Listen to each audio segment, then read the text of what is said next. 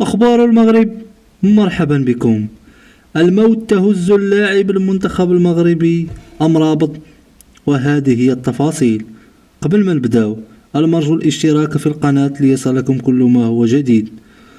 أوردت مصادر إعلامية أن عم النجم المنتخب الوطني سفيان أمرابط فارق الحياة، غادر إلى دار البقاء. وأفادت مصادر أن الفقيد عم اللاعب المغربي الذي ينحدر من بن طيب وفاته المنية يوم الجمعة 23 دجنبر الجاري.